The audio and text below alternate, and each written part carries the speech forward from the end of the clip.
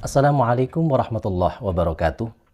Alhamdulillah, assalatu wassalamu ala rasulillah wa ala alihi wa sahbihi wa mawalah. La hawla wa la quwata illa billah. Rabbi surah li sadari wa yasir li amri wa hlul 'uqdatam min lisani yafqahu qawli amma ba'du. Sobat Quran yang dirahmati Allah Subhanahu wa taala.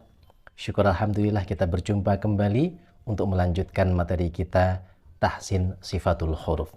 Kita sudah menyelesaikan semua sifat huruf yang berlawanan.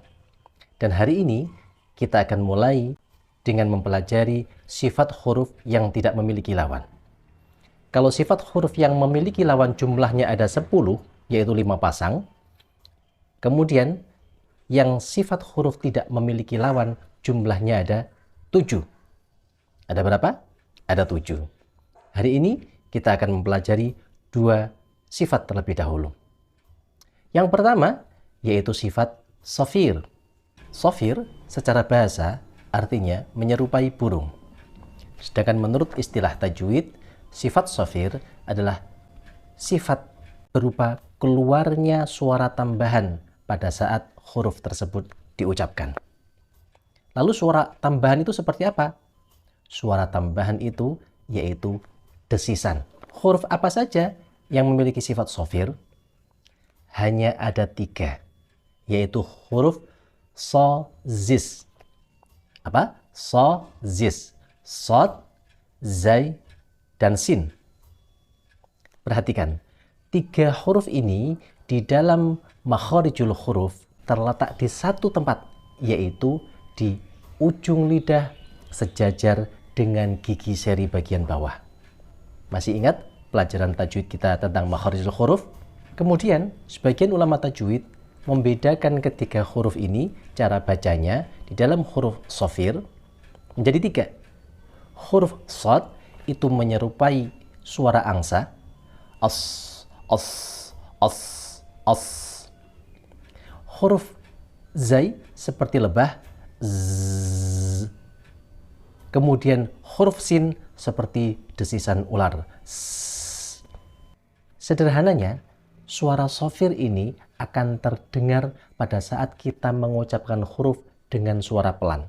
Contoh, ketika kita mengucapkan Bismillahirrahmanirrahim, tapi suaranya pelan. Ada desisan. Kita contoh lagi. Idza zulzilatil ardu, huruf za.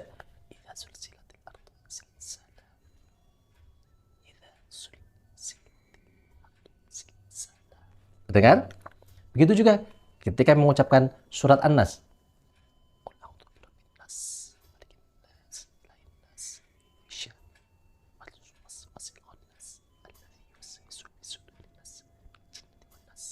Lihat, pada saat kita mengucapkan suara dengan pelan, misalnya di dalam sholat sunnah kita, nah, terdengar suara sofir atau desisan, maka itu pasti huruf sod, za, dan huruf sin.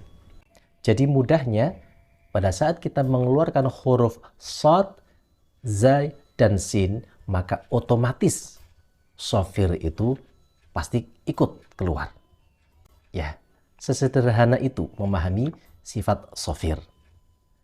Selanjutnya, sifat yang tidak memiliki lawan yang kedua, yaitu qalqalah.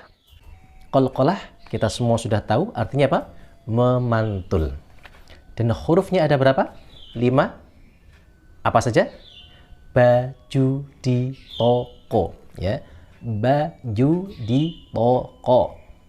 Ba, jim, dal, toko. Setiap 5 huruf ini disukunkan, maka harus keluar pantulan.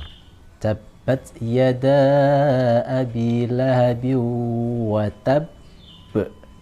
Perhatikan di situ ada tasydidnya dan kemudian disukun, maka dia ditekan watab, watab, disukun terlebih dahulu, kemudian dipantulkan. Sedangkan ayat 2 tidak ada tasydidnya. Ma aghna anhu maluhu wa ma kasab. Kasab, langsung dia. Kasab. Suhufi Ibrahim wa Musa.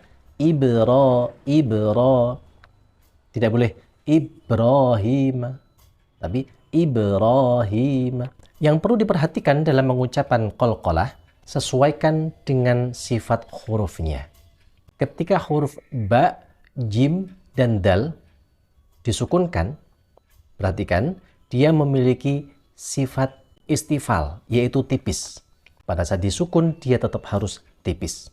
Contoh, qad aflaha man tazakka.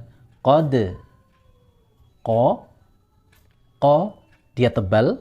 Ketika dal disukun, tidak boleh ikut tebal menjadi qad, tapi dia harus tipis. Qad, qad aflaha.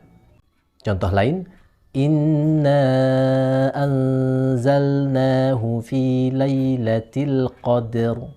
Qad, tidak boleh qadar, tapi qad, dalnya tipis, qadr.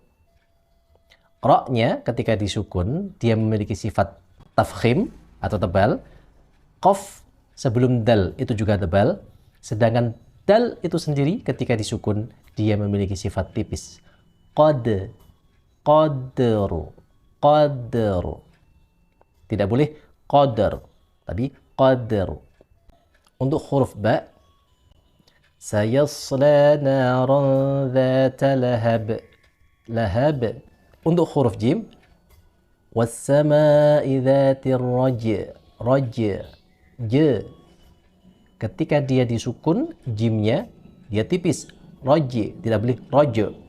Selanjutnya, huruf ta sama huruf qaf, keduanya memiliki sifat isti'ala.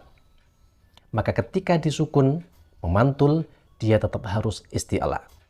Contoh, wassama'i wattariq. Riqo, tidak boleh wattariq. Tidak boleh riq, tapi riqo. Wassama'i wattariq. Wama adraka mattariq. Iqra. Tidak boleh iqra, tapi iqra. Iqra bismi rabbikal ladzi khalaq. Tidak boleh khalaq. Huruf ta, wallahu min waraihim muhit. Tidak boleh muhit. Ya? Baik. Berikutnya yang perlu diperhatikan, selain dari harus sesuai dengan sifatnya, bacaan qalqalah ini panjangnya setengah harokat. Jangan sampai satu harokat, karena ketika satu harokat itu akan menjadi sama seperti diharokatkan. Contoh, iqra bismi rabbi. Iqra. Ketika dia dibaca sukun, maka panjangnya harus setengah ketukan. Iqra. Kalau terlalu panjang akan menjadi seperti fathah. Iqra bismi rabb. Ya. Karena dia memiliki sifat yang tebal, maka ketika panjangnya itu satu harokat, akan mirip seperti huruf qaf yang difathahkan. Contoh lain, walitatma'inna qulubukum bih. Walitatma'inna, tato. Jangan sampai menjadi tato. Tapi tatma'inna. Panjangnya hanya setengah harokat. Kesalahan-kesalahan yang sering terjadi pada saat mengucapkan qalqalah. Yang pertama, qalqalah menyerupai huruf yang berharokat, baik itu kasrah, fathah, atau dhammah. Contoh, innal insana li rabbihi lakanudu. Dia menjadi dhammah, mengikuti harokat depannya. Hal itu tidak diperbolehkan. Karena sifatnya dia tipis, maka harus tetap dia kembali seperti semula. Lakanud. Contoh lain. Zuqu innaka antal azizul karim. Kata zuqu. Harusnya zuqo. Zuqo innaka. Bukan zuqu innaka. Contoh lain. Wama adraka mat-tariqi. Bukan tariqi, tapi tariqo. tariq. Wa ma adraka mat-tariq. Bukan tariqi. Contoh lain. Was-sama'i dzatil buruj. Bukan buruju, tapi buruj. Kesalahan yang kedua, huruf qalqalah seringkali ditambahkan huruf hamzah setelahnya. Biasanya di akhir ayat atau di akhir kalimat. Contoh, Qul huwallahu ahad. Ahad, ada d di situ, ada hamzah, sehingga terdengar menghentak. Seharusnya, Qul huwallahu ahad. Ahad. Tidak perlu ahad. Lam yalid wa lam yulad. Ada d-nya. Seharusnya cukup lam yalid wa lam yulad. Yulad. Bukan yulad. Contoh lain. Qul a'udzu birabbil falaq. Falaq. Ada q-nya. Harusnya falaq. Falaq. Kesalahan yang ketiga yaitu ditambahkan huruf sehingga terdengar lebih panjang. Qul huwallahu ahad. Allahus samad. Ditambahi d, lebih panjang. Harusnya ahad, samad. Baik, itu tadi kita sudah mempelajari dua sifat yang tidak memiliki lawan, yaitu shafir dan qalqalah. Mudah-mudahan bermanfaat. Selamat berlatih. Cukup sekian. Subhanakallahumma wa bihamdika asyhadu an la ilaha illa anta astaghfiruka wa atubu ilaik. Assalamualaikum warahmatullahi wabarakatuh.